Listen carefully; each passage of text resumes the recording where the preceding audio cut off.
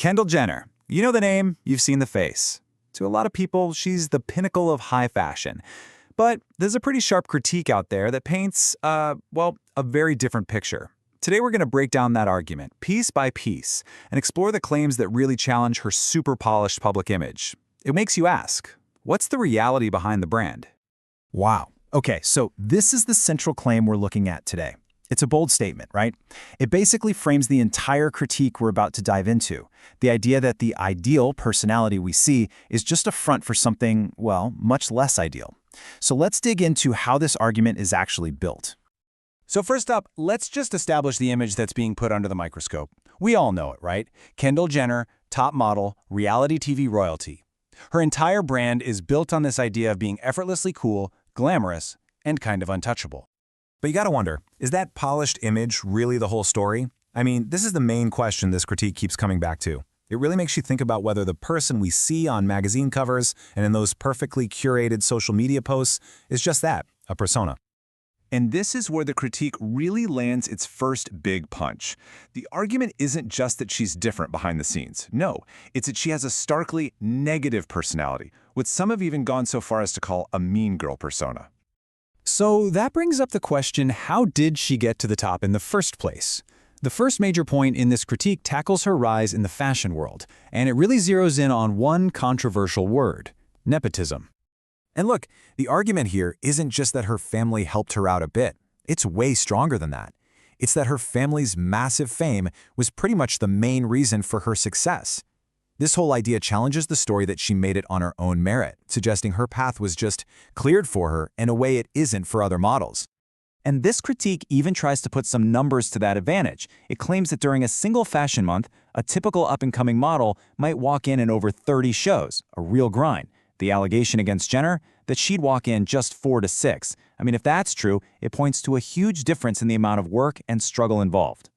And this quote really gets to the heart of it. The argument is that the whole struggle, all the rejections, the crazy schedules that shape a typical model's career, was something she just got to skip.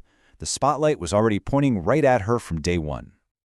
Okay, so moving on from her professional life, the critique then shifts to her personal interactions, especially with her own fans.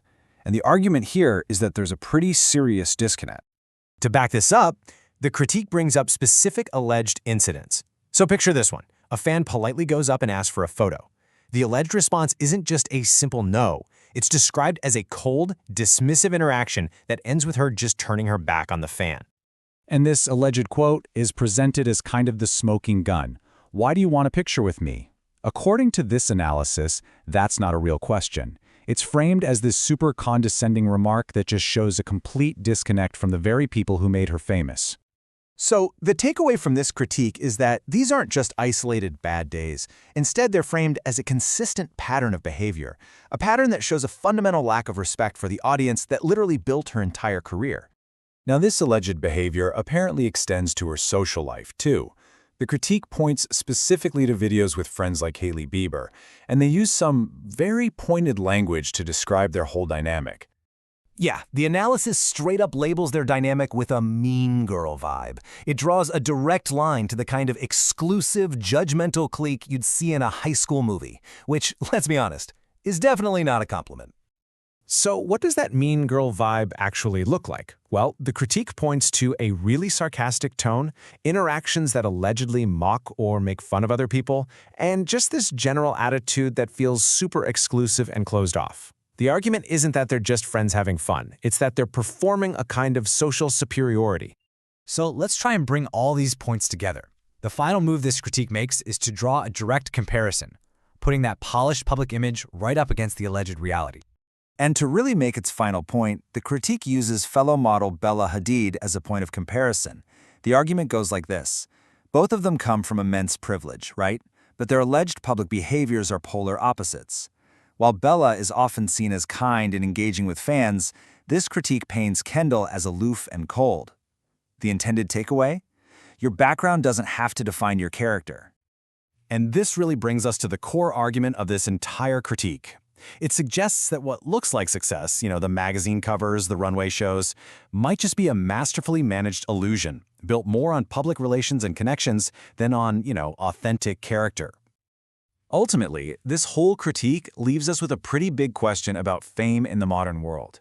When everything is so carefully curated and managed, can we ever really know the person behind the brand? And maybe more importantly, in the world of celebrity, what's even the difference between perception and reality anymore?